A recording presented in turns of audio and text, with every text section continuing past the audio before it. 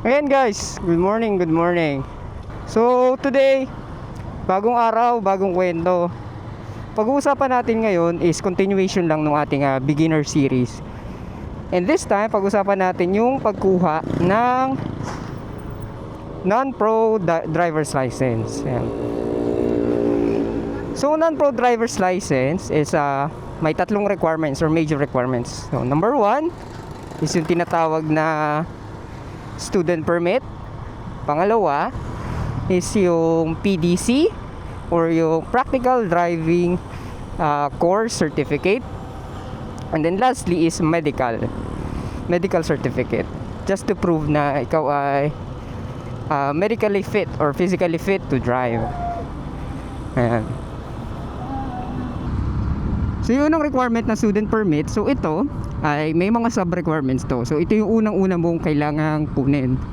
Yung student permit, nagsisimula ito sa pagkuha ng tinatawag na theoretical driving course. Basically, ito ay seminar na 15 hours na required. Usually classroom setting, pero mayroong mga nag-o-offer na online. And usually ito ay since 15 hours, meron tong dalawang sessions or dalawang araw. Pero depende pa rin sa driving school na kukuhanan nyo kung ilang sessions ba yung theoretical driving course na kukunin nyo. Meron din syempre nag-offer ng libre nito tulad ng mga LTO branches. So if available yun sa inyo, I suggest you go for that if gusto nyo makamura.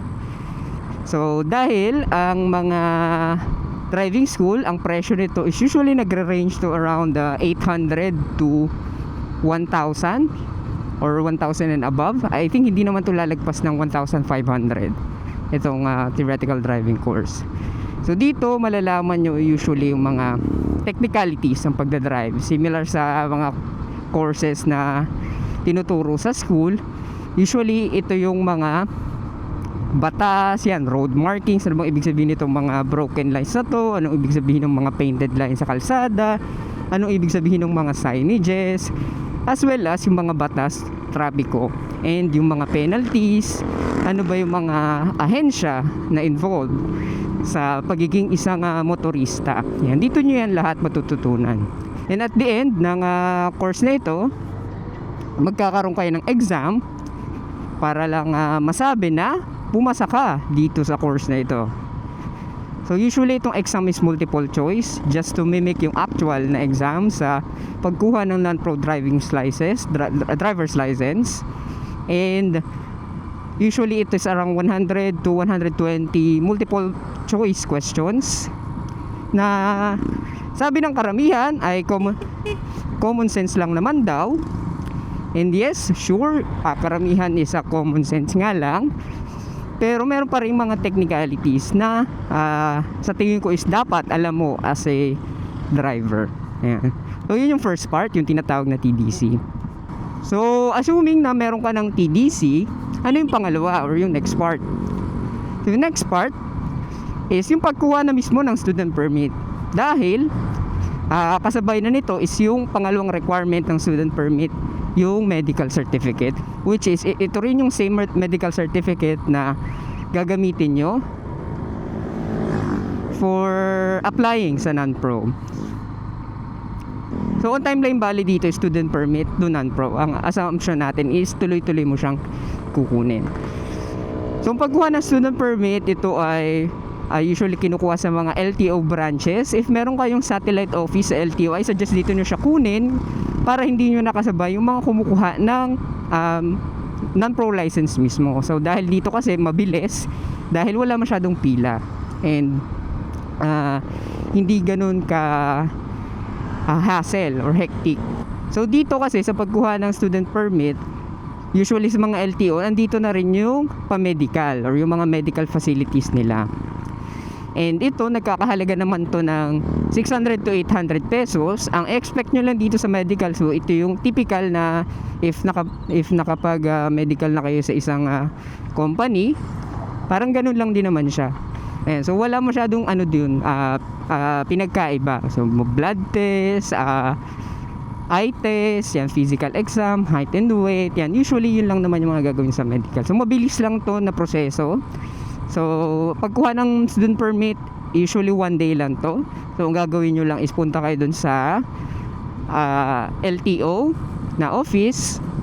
Then, fill out kayo ng form. Then, pupunta kayo dun sa medical. Once okay na ang medical, babayad kayo. Usually medical is 600 to 800, depende to sa office nyo or do sa LTO. And then after nun, magbabayad na kayo or mag-iintay na lang kayo para sa student permit mismo. So do sa student permit, alam ko may fee to around 100 pesos something. Yan. Then magsuswear lang kayo ng oath before kayo bigyan ng student permit. So ayan. Kung meron na kayong student permit, congratulations. And yung medical pala, so di ba nasabi natin earlier na yung medical is ito rin yung gagamitin nyo sa non-pro driving sa application nyo. So ito is valid for 2 months. Meanwhile, yung student permit nyo naman is valid for 1 year ito. So para magamit nyo yung medical for non-pro driving license, kailangan mag-apply na kayo agad-agad. Pero hindi right after ng student permit. Bakit? Dahil ang student permit and non-pro application is may cool down na 1 month. Ayan. After nyo makakuha ng student permit, kailangan nyo maghintay ng 1 month bago makapag-apply ng non-pro driver's license. Hindi pwede yung diretso agad. Ayan, now, anong gagawin nyo doon sa 1 month na yon? So doon sa 1 month na yon, dito nyo kukunin yung another requirement na sinabi natin kanina, which is yung practical driving course. So ito naman is 8 hours ng practical driving na nagda-drive kayo sa kalsada, syempre with professional supervision or may nagtuturo. And so usually ang ginagawa ng mga tao dito is kung ano yung pinag-applyan nila ng TDC or ng theoretical driving course na driving school is usually doon na rin sila nag-a-apply ng PDC. Kasi usually mga driving school nag-offer sila ng packages, discounts if dun din kayo nag PDC. Yan. So dun sa 8 hours na practical driving, dito kayo matututo kung paano talaga mag-drive. So ang payo ko lang is humanap kayo talaga ng matino na driving school. Bakit? Dahil usually kasi kung ang mga driving school is reluctant yan, lalo na yung mga hindi masyadong magaganda, medyo reluctant sila magturo if let's say complete beginner ka or wala ka pang or zero driving experience. Kasi ang mga driving school, ang usually gusto nila is magbibigay na lang ng certificate. Kumbaga is tamad silang magturo. Yan. So kaya very important na humanap kayo ng matinong driving school para dito. So ang mga usually na driving school na matino is kung nasa Metro Manila area ka, so ito yung HSDC, so sa Honda, sa Parañaque, A1 or Smart, I think okay din daw yung Smart. So I don't know, pero ito yung mga nababasa ko lang sa reviews nila ng mga okay na driving school. Pero HSDC I can attest na okay talaga sa kanila.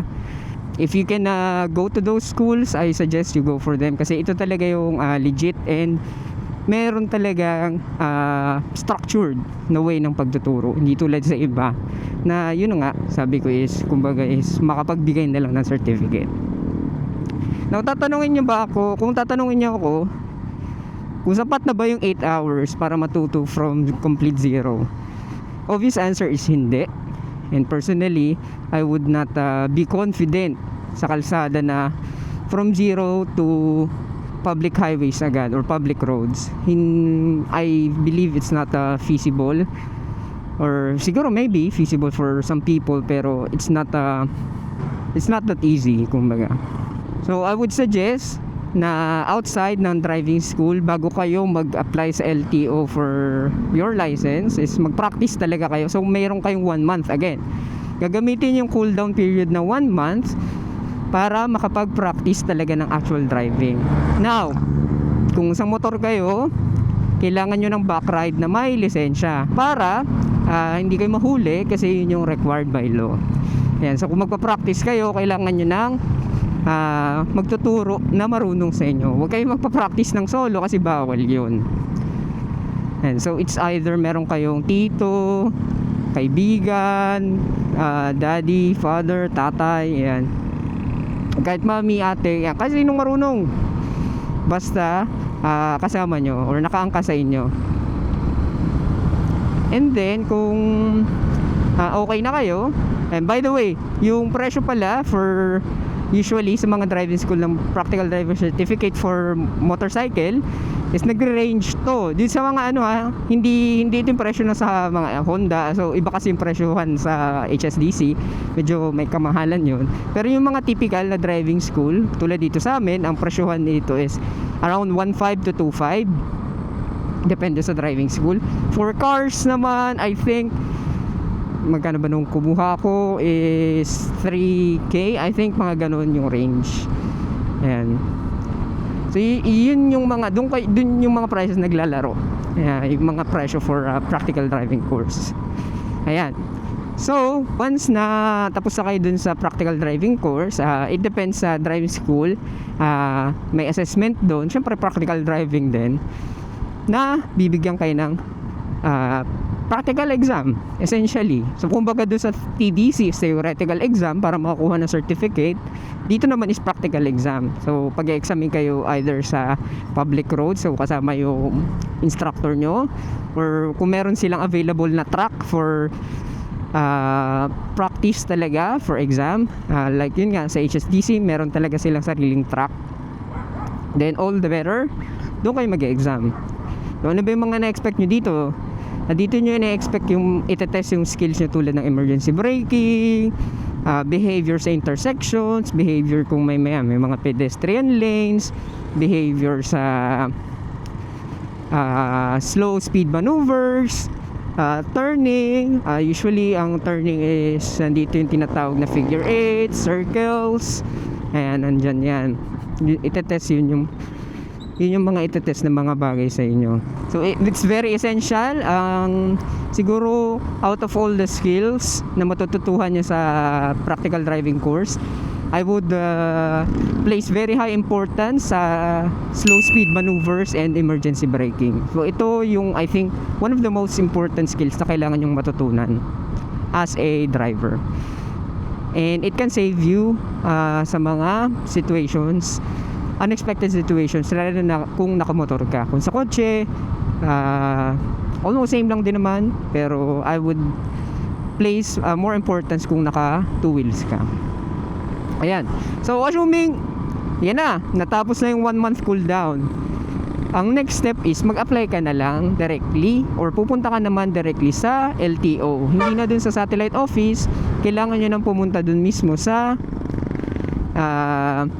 usually dun sa main branch, or at least dun sa mga branch na nag-o-offer ng driver's license na application. So ang procedure dito sa pagkuha ng driver's license is ganito. So pagpunta nyo sa LTO, unang-una is yung examination area. Syempre magpo-fill out kayo ng form. Usually may na doon, may tao para magbigay ng form for application, and then pipila kayo para dun sa theoretical exam. Now yung theoretical exam is computerized na to. So ibig sabihin nasa isang room kayo, then may computers na doon na nakaantabay para sa inyo. Exam is 60 items, multiple choice questions. Same with TDC, multiple choice questions, and 80% yung passing. So 48 yung kailangan yung makuhang score. Ang kailangan nyo lang dito is matandaan yung mga kung ano mang inaral nyo sa nung nagti-TDC kayo. So ito yung instant yung score dito pagkatapos yung mag-submit. So magki-click kayo after, let's say, item number 60, then submit. Makikita nyo na agad kung pasado kayo or hindi. And then yung i-record nyo lang yung score nyo, or magsusulat kayo yung score nyo kung passed or failed dun sa isang sheet doon. After nun, kung pasado kayo, I'm assuming you pass, so congrats. Punta naman kayo dun sa next step, which is yung pag-apply for practical driving test. Ayan. So before kayo mag-apply ng practical driving test, ang kailangan nyo lang dito is kukuha na muna kayo ng mga biometrics, yung mga required na mga information, kukuha na kayo niyan before pa kayo kumuha ng practical driving exam. So doon sa practical driving exam, ito yung depende sa LTO kung paano to sinasagawa. Similar sa practical driving assessment sa nung nagkuha kayo ng PDC, depende to sa branch kung anong available sa kanila. So may mga branches kasi na meron silang available na track talaga. Ayan. May mga branches na ganun. Meron ding branches na ang examination nyo is sa public roads. Ayan. So papadaanin kayo sa public roads, kasama yung instructor, nakaangkas sa inyo. Depende talaga sa diskarte kung yung nung magpapa-exam, nung LTO. Ayan. So I suggest kumuha kayo ng exam dun sa mahirap na, para at least medyo mas confident kayo pag nakukuha na kayo ng lisensya. So sa amin dito, dito sa amin sa LTO dito, hindi ganun hindi siya mahirap. Ayan. Yung exam namin dito is iikot ka lang sa isang public road terminal. Yan. Yun lang yung exam sa amin dito. So hindi siya yung ganun ka-extensive. Ayan. So assuming na nakapag-exam ka na, nakapag-practical driving sa exam ka na, congratulations, may lisensya ka na. Ang next step mong kunin is yung para makuha yung lisensya mo is bumalik ka dun sa window ng LTO para magbayad. Siyempre sasabihin sa'yo or alam na nila kung pasado ka pa or hindi kasi bibigyan ka ng parang stub, if I remember. Ayan. And then magbabayad ka na lang ng 580 something or 600 na ba ngayon? I'm not sure. Ayan. Pero along daw sa amount yung pagbabayad para mag-print yung lisensya. Ano lang to, 1 day process lang din ito. So depende pa rin siyempre, pero I believe hindi naman to tatagal ng isang buong araw kung mauna ka. Ayan, kaya I suggest din na mauna ka sa pila. So umaga pa lang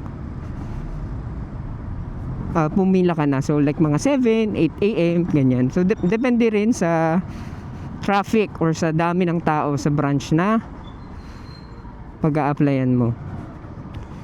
Yun yung whole process ng pag-a-apply ng lisensya. Ayan. Hopefully ma-guide kayo if newbie ka na walang alam kung paano kumuha ng lisensya.